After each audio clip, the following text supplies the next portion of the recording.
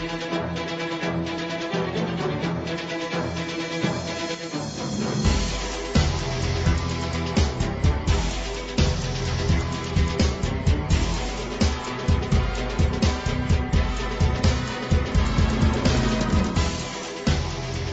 everybody, to the NFL Show on the Gruely True Sports Network. I'm your host for the NFL Show, Mike Goodpaster. Right now, I'd like to welcome in my two esteemed colleagues. First up, NFL beat writer for the Grueling Truth, Sam Teets. How you doing, Sam? I'm doing great, Mike. How are you? All right. And next up, of course, from the FF Face-Off, the best fantasy football show there is, Anthony Cervino. How you doing, Anthony? I'm doing awesome, guys. How are you? I don't know. All of a sudden, I hear myself, and I'm wondering why I sound like I'm in such a good mood. You do sound a little bit chipper today. I know. I think it was that Tyson Fury fight where I bet him to knock Deontay Wilder out in the 7th round and got 20-1 odds on a bet. Wow. Yeah. Too bad I only bet $10, but it's still $200 for very little effort. All right. The NFL Combine starts this week, and the Grueling Truth is actually credentialed. James Ernest will be there on Thursday when the future NFL quarterbacks work out, so we'll have some news there. But today we're going to talk a little NFL free agency. And as far as off seasons go, I think the NFL, we could agree, has one of the best. There's very little time between the Super Bowl and the new league year to dispel any sort of football fatigue because we've got free agency. We've got the NFL draft. And what we're going to talk about today is big-name free agent acquisitions that may not pan out for a myriad of reasons. And just like last year, Le'Veon Bell, I think, is the perfect example, Anthony. He played 15 games for the Jets. He had 789 rushing yards, and I don't think he lived up to his 4-year, $52.5 million contract. No, and I think a lot of factors play into why Le'Veon Bell struggled last year. You know, I think his running style, and I always go back to this, it takes time for the offensive line to adjust to the way he runs. On top of that, he goes from Pittsburgh, who they're familiar with him. It's one of the best lines in the league, to the Jets, to where, I mean, they couldn't find starters at the end of the year. You know, Colicchio Simile, one of their bigger acquisitions, didn't even make the roster by midseason. All right, so Sam, I'm going to start off with a running back here that I think could cause concerns for people giving a lot of money, and that's Melvin Gordon, who was the Chargers running. He will likely be paid as an elite running back, but is he that good? I think he is. He's a good pass catcher, but I think that really Gordon, when you look at it, is kind of decidedly average, Sam. Yeah, because remember, he held out last year trying to get a significant contract. He wanted to do something along the lines of what Zeke and Le'Veon Bell had done, and he wanted that kind of money. And he found out very quickly that the NFL does not view him the same way. And then he came back, played in the final 12 games of the season, and did not play very well. He only had, I think, 51 rushing yards per game. And that was down almost 23 yards from the year prior to that. So he came back after trying to hold out, get that big contract, did not play as well as he had in the past. And he's the guy who's dealt with injuries basically his entire career. He's one healthy season, his entire 5-year career so far.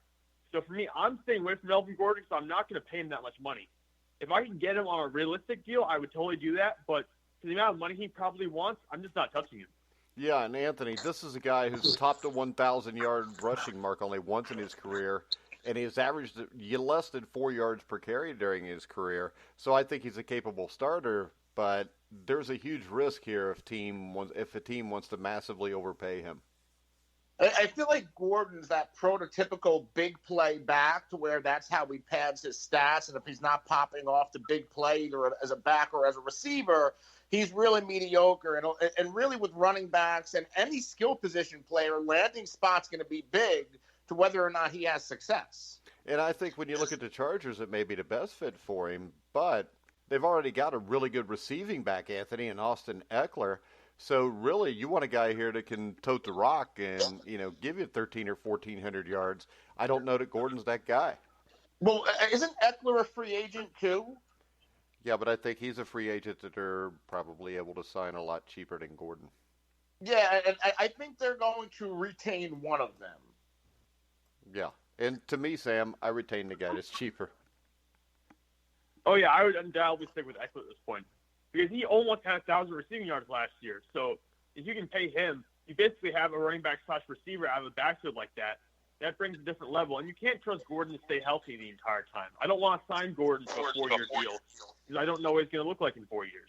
So who or where does he end up? Sam? If I had to take a bet on Gordon, if you're looking at teams that need a running back, someone like Tampa Bay maybe, I don't know if they're going to have the money because of some of the other weapons they have on that offense, and they also need a quarterback. But the Buccaneers need a running back. The Houston Texans need a running back. The Miami Dolphins need a running back. If I'm Miami, I wouldn't do it because you can draft a running back, but Houston might go for it if they can get him cheap. All right, Anthony? Yeah, I mean, those are the most desirable spots, teams who really have nothing on the roster because with Houston, I believe Lamar Miller's a free agent, Carlos Hyde's a free agent, and they're left with Duke Johnson. Tampa, Barber's a free agent, Ronald Jones is there. So those two teams are certainly in the market. As far as a dark horse team that I keep pegging that needs a running back is the Buffalo Bills because Devin Singletary, I think he's capable, but he's a little bit undersized. I think he's like 5'7" or 5'9". Frank Gore's agent and TJ Yeldon, he's really there for his third down capability as a receiver and as a pass protection back. And I think another team that could be in the market for a running back, and I talked about this on our mock draft show, is the Atlanta Falcons if they choose to move on from Devonta Freeman. Yeah, what about the Jacksonville Jaguars if they don't keep Fournette? That's interesting because the latest report is they are not picking up or they're waiting to pick up his fifth-year option, which makes me think that he's either expendable or – so yeah, Jacksonville could be a landing spot. Yeah, and that nobody's thinking about. Yeah, and Jacksonville's been known to overpay for stuff. So does that make them more likely to do it again or less likely, Sam? If you're Jacksonville, probably more likely. Just going based on behavior, they're probably more likely going to overpay for Melvin Gordon, but they might also overpay for Yannick Ngakoue instead. So I think there's a less chance they sign a running back and more chance to try to re-sign Ngakoue for too much money. I saw a report that they're not going to retain or they're going to be likely moving on from Marcel Darius, which could mean that they're going after somebody in free agency. All right, another guy, quarterback, Ryan Tannehill. In 2019, his season, you would think, would make him one of the most coveted quarterbacks on the market. He finished the regular season with an incredible 117.5 passer rating, went 9-4 as a starter, including the playoffs. Of course, no matter how impressive he was, Anthony, I think it's worth noting that in his 7 seasons, it was his one impressive year. I think Tannehill had one other good year, and it was the year that Miami looked like they were going to the playoffs, and Tannehill, that was the year where he I think there was a knee injury, and he never was quite the same after that. But, yeah, this was Ryan Tannehill's best year, comeback player of the year, and he's a player who needs to kind of – I think he needs to stay put with the Tennessee Titans because what really helped him out was Derrick Henry. Yeah, that was, in my opinion, why Ryan Tannehill had so much success. And the big question is there, though, what happens if Derrick Henry's not going to be there? I mean, Tennessee was close. If I'm the Titans, I'm trying to get both of these guys back. All right. Sam, your opinion on Ryan Tannehill? I think Ryan Tannehill was more of a stable quarterback than someone like Teddy Bridgewater at this point or Philip Rivers. So if I'm looking at the quarterbacks out there for agency, I'm actually willing to take more of a bet on Ryan Tannehill than some of the other guys. Okay, another guy that I think is interesting, and much like Tannehill, only a different position, would be Tampa Bay's pass rusher Shaq Barrett. And I think the risk here is you carry the risk of a one-year wonder. He recorded 19.5 sacks last year after just having 14 over the previous 4 seasons. And this reminds me a little bit of the Bengals' Michael Johnson in 2013, who had this season that was off the charts. The Bengals gave him a huge contract, And a year later, they actually released him. He went to Tampa, who gave him a huge contract. They released him. He's never really been the same. So, Shaq Barrett, how big of a risk do you think it is for a team to throw a lot of money at him, Sam? Shaq Barrett does worry me. I do think, from what I saw, he could be a consistent player, consistent starter, but I don't think he'll cross that 10-sack barrier annually. So, compared to what he's probably going to ask for, because he's going to ask for a lot of money. Compared to what he's going to ask for, I wouldn't pay that amount. He's going to want money that matches his production from last year. And frankly, I don't believe he'll ever post those numbers again. All right, Anthony, I know you're a guy that fell in love with the Bucs front seven, and Shaq Barrett was a lot of the reasons there. Would you take the risk on him? Because he has that one-year wonder stigma, it makes me think of Johnson, who you brought up. It makes me think of Olivier Vernon, and it makes me think of DeMarcus Lawrence from my Cowboys, who had that big year 2 years ago, and he was non-existent this year. He was outplayed by Robert Quinn. So I think Barrett is going to get paid because of how coveted pass rushers are, but I don't know if I'm gonna take the risk. All right, another guy, and Anthony, I'll let you start with this because you've seen this guy while he was beating up on your Dallas Cowboys when he played with the New York Jets, and that would be Jet speedster Robbie Anderson. Runs a 4.34 40 on his pro day he did. He gives a team a home run ability. However, he has been neither consistent nor dominant during these 4 years with the Jets. Never topped the 1,000-yard mark. Is this a guy, because Anderson's expected to seek a contract that will pay him at least $14 million a year.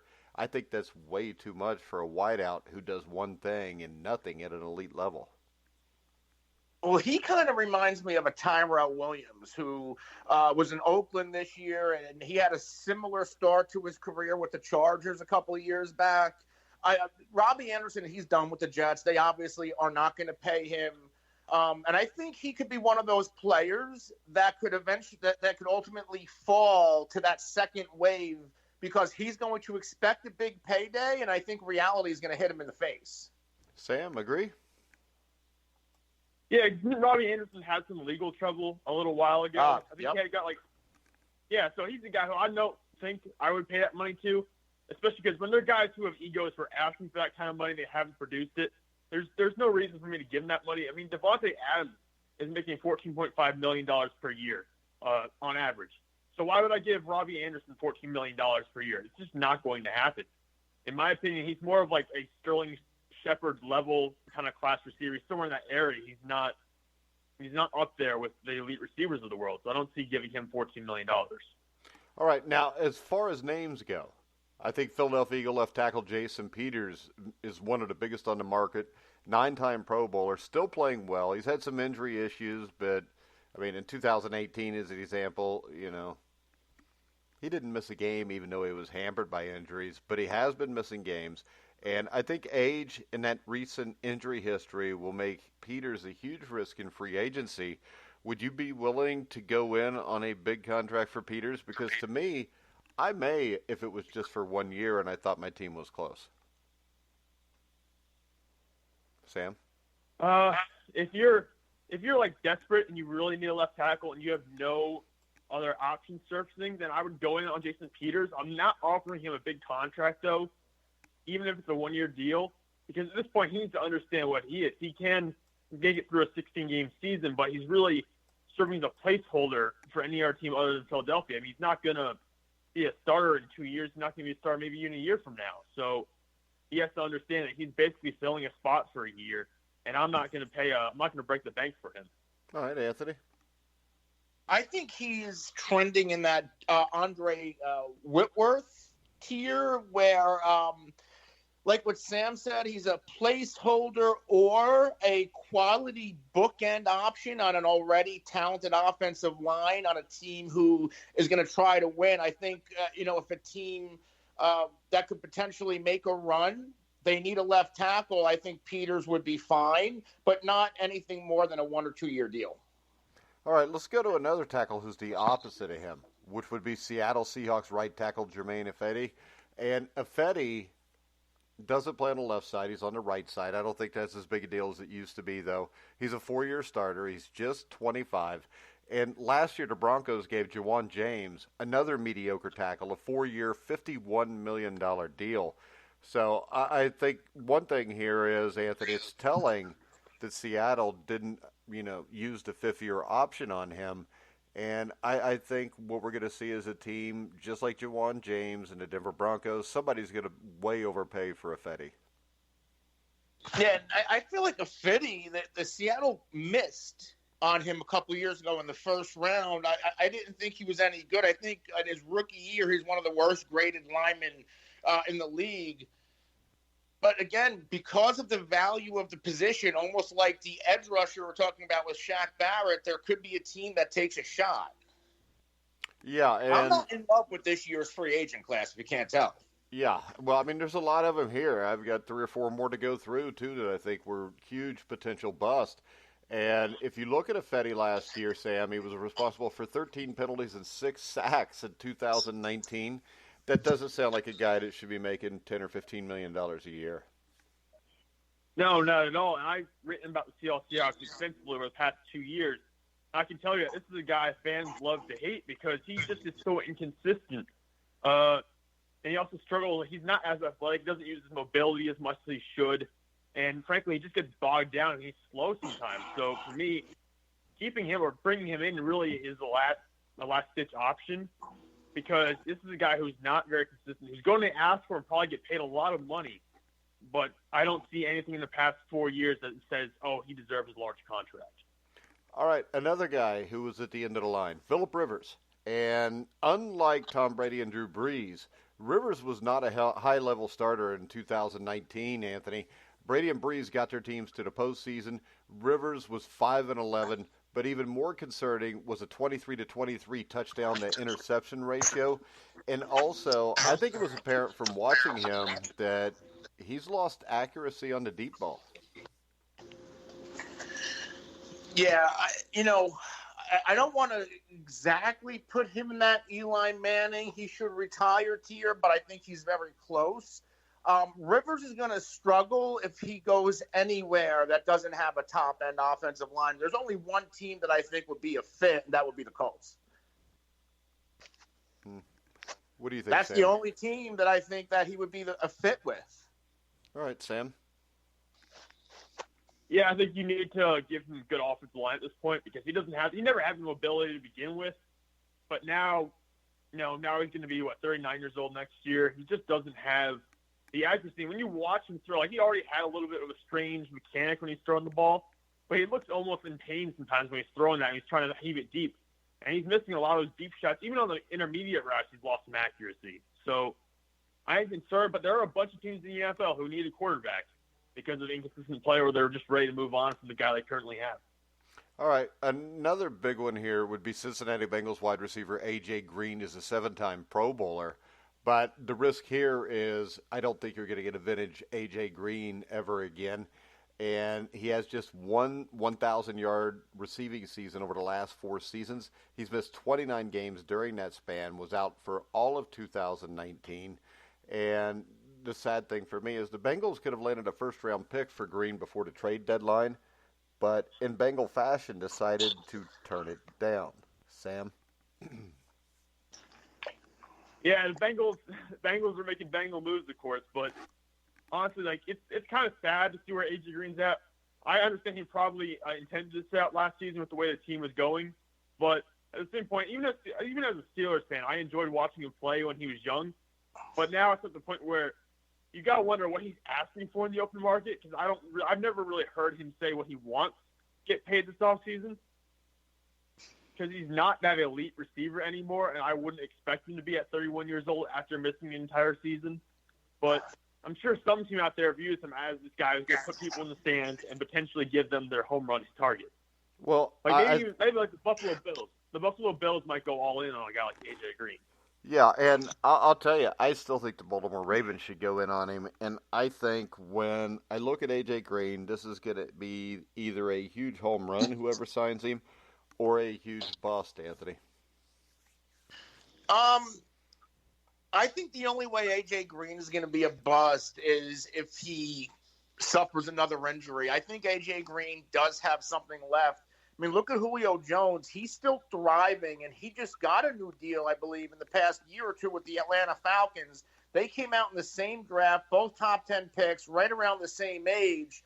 If I'm A.J. Green, I would probably take a one-year incentivized deal and then try to get paid next offseason. See, I don't think that's what A.J. Green's planning on doing now. I think A.J. Green wants that deal now. And I don't know if he's going to get it. And the reason I say bust is this, though. If he gets what he wants, he better be one of the top 5 wide receivers in the NFL.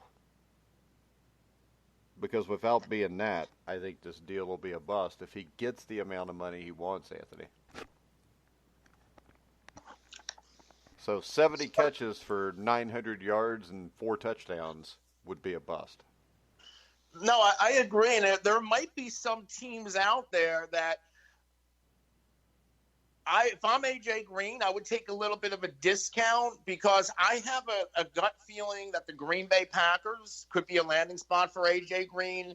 This new front office, they spent a lot of money on that defense. Aaron Rodgers needs another weapon on the other side of Devontae Adams. And if they want to make the splash, I mean, A.J. Green could be it. Devontae would be the one. A.J. Green could be the two. Even if he can't be that one anymore, I think that would be a perfect spot for him. All right, now another guy, Sam, is Carolina Panthers cornerback James Bradberry, who is another player whose potential price tag makes him a huge risk. And the thing about that huge risk with him, are you there, Sam? I think we just lost Sam, so we're going to have to get Sam back on the line. It's usually Anthony that happens to. What's up?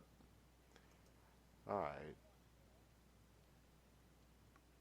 Must be something in New Jersey lines. All right. We are calling him. There you go. Are you on there, Sam? Yep, I'm here. All right. So we're at James Bradberry, who I think is a big risk because of this. I think, number one, I don't think he's that good. And I think, number two, the reason he has looked all right was being a product of Ron Rivera's defense. And I think we saw that with Josh Norman, who parlayed 4 strong years under Rivera into a massive deal with the Redskins in 16. And he was benched by 19 and released just a couple weeks ago.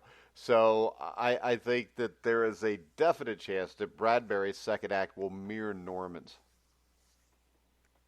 Yeah, I think so, too. And let's be honest, Bradberry never approached the highs that Norman even had in Carolina. So if you're looking at him and you're expecting him already to follow this kind of path that Josh Norman did, you have to understand he's never even shown the potential to get near where Norman was after that one season.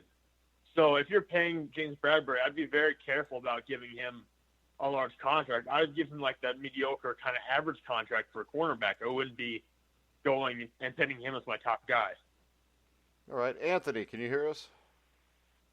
Because I believe we... Yeah, I can hear you. Oh, there we go. You just texted me that you couldn't hear us.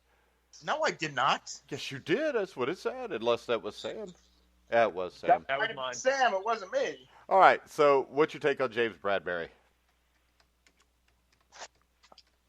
Not so much different than you. I like that you brought up the Josh Norman take.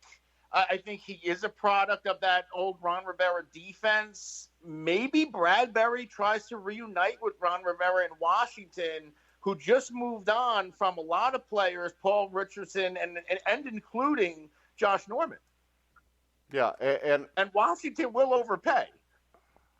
We know this. Yeah. So let's do this real quick. We'll put you guys on the spot. Who are the guys that you think are the biggest hit for free agency? Like Dak Prescott? The biggest. Sorry, I couldn't help it. I think a guy who can work out a lot if you actually get him healthy is Brandon Sheriff, the guard from Washington. Because there's a lot of teams that need interior line play. The issue with him is obviously the injuries. I think, again, it's the big if, but if he stays healthy, I think that's a guy who can make a lot of teams really good. Yeah, I agree. I mean, he's a 3-time Pro Bowler, and I don't think he's too far behind Thuney with his powerful work at right guard for Washington, where I think he would be a great signing too. Anthony? Yeah, I think there's two tight ends that I really like that are going to hit the open market. One of them's Hunter Henry. The other one's Austin Hooper. One of them will likely stay put. Ideally, they both stay put. I just don't know if Atlanta especially can afford to retain Austin Hooper. And I keep bringing up the Packers, who I think are going to bring in a pass-catching weapon, if not a wide receiver. All signs are pointing to they're moving on from Jimmy Graham, and that could be a spot for one of those tight ends. All right. I would bring up, let's see, Chris Jones, Chiefs defensive tackle, because I think he's an explosive talent for any front you run. And the Chiefs may need to franchise tag him at around $16 million for 2020 if they're to keep him. And I think actually this would be huge if the Chiefs keep him. If they don't, I think they're going to go back to what they had before, Anthony, where they have a hard time stopping a run. So I think Chris Jones is a huge free agent this year. I don't think they played a little bit better against the run. I don't think they were one of the best teams against the run. Yeah, Chris Jones, if the Chiefs can't retain him, he would be a nice fit, but, Dallas can't afford. I don't think Dallas can afford him, but they're a team that has really nothing at the interior defensive line. All right, what do you think about Byron Jones? Or maybe, I think Atlanta's another one. If they free up that Devonta Freeman money, they're a team that's going to be in the market for interior defensive linemen. Carolina Panthers with Gerald McCoy in free agency. So there's a couple of fits out there for Chris Jones. All right, what about Byron Jones?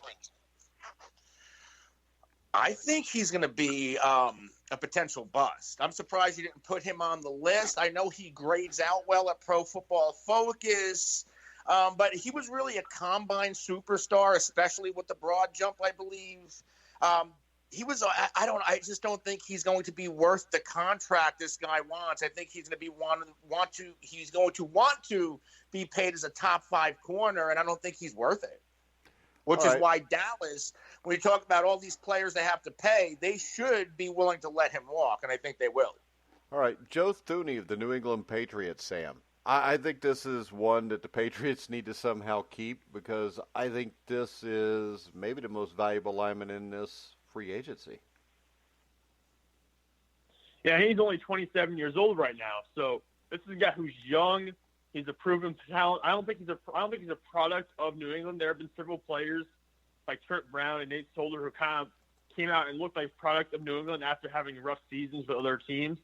I think Joe Thuney is a real player. I think he's a real talent.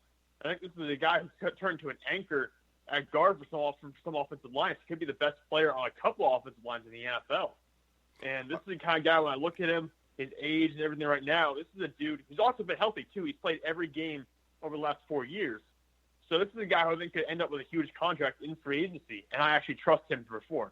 All right, Corey Littleton. What's your take on him, Anthony? Because this is a guy who's a highly active tackler, but he's got quickness, range, and instincts, which you need in your inside linebackers to play in today's NFL. Littleton of the Rams? Yeah. I think they'd be wise to try to retain him, but he can help any team win. Immediately, I think of the New York Giants, who need a lot of help on the defensive side of the ball. They do have some money to spend. I think they are going to keep attacking their offense in the draft. And Littleton, they signed Alec Ogletree from the Rams, who they're probably going to move on from, and Littleton would be a nice fit in New York. All right. Is there anybody else you guys would like to bring up? We'll start with Anthony. We talked about a few different corners. What if Denver decides? I know there's some issues with Chris Harris. He's 31 years old. I still think he could play at a top-end level. I don't know if he's going to be in that elite category anymore. But I think Chris Harris is going to look to try to win another ring, and I think he can help a contending team win. Okay. What's your take on that one, Sam? Chris Harris. I think Chris Harris is a very good player, but I don't put him up there among the elite corners anymore. So I'd be careful about how much you pay him. He's had some injuries the last couple of years, so he did play all 16 games this past year. I just view him as a guy who's approaching that kind of area where Talib was getting to over the last 2 years. where you do hit a point where your game starts to decline noticeably and your value really goes down. I think he's at that point where he's going to start going down the other side of the mountain. So I'd be careful about giving him a long-term deal. All right. You got anybody for us, Sam, that we haven't brought up yet? Either boom or bust. I think Justin Simmons, the safety from Denver, could be a huge boom. I think he played very well this past year. He's been building his game ever since he entered the league in 2016. He's consistently gotten better. And I feel like this is a guy who at the safety position could end up on a team and really help them solidify their secondary. And we're talking about players or teams that need safeties. There are a bunch of them out there. We've talked about the inconsistent defensive back play on a couple of teams who are really struggling back there. And in this modern NFL, you need safeties who can have range and make versatile plays. Yeah, I actually think Simons, if I needed a defensive player, he'd be the first guy I'd go after, Sam. Yeah, he's really think that's good. a perfectly logical decision. Yeah, he's really, like, from what I saw in Denver, I mean, he does everything. He makes great reads. He makes great plays all over the field. I think he's actually a better defensive back for Denver than Chris Harris was this past year, by far. So if I'm looking at him, he's one of my top 3 agents on my board. And that's a guy I would definitely try to go after. All right. Both of those Denver players, you bring up secondary needy teams. I think one lands in Philly. And then I also think about Tampa. Yeah, I hope they all land in Philly. A little update over the last 2 minutes. Top prospect Chase Young is skipping drills at the Combine, Anthony.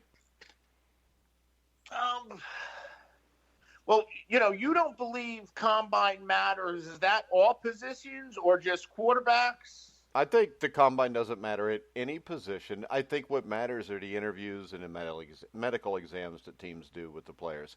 And he will be there for that. I don't know, maybe Sam sees something I don't, but I don't see anything where I look at it where any drill you do in the Combine could convince me that you're any better than what I thought you were from watching you with pads on in football games. Yeah, no, my opinion on the Combine generally is it's a fun little spectacle to have and to talk about sometimes, but honestly, like, your tape from the last 2 years of your career in college should be really what decides where you go in the draft. So I think if you're a top... The Combine for me... No, go on, Sam. I was going to say, like, it's just the Combine's showing off in a sense, and you get measurables and stuff like that. But at the same point, I do feel like the interviews and the medical process is the only important thing that goes on at the Combine. I think if you're one of the better players at the Combine, going into the Combine, it can hurt you. And if you're an under-the-radar player, it can help you. Well, that's for teams that are stupid. I mean, let's face the fact. The Broncos, I'm talking about for the individual player. The Broncos and Rams are not even at the Combine this week. And I think we'll see more and more of that in the future. But there's no coaches from the Broncos or the Rams that are at the Combine. But, all right, the Jacksonville Jaguars have declined defensive tackle Marcel Darius' option. What do you guys think there? It was $19.5 million for the option on Darius, Sam. Yeah, this is a guy who, when he entered the league, is very good for about 2 years, maybe for his first 4 years or so. And he's been average ever since then.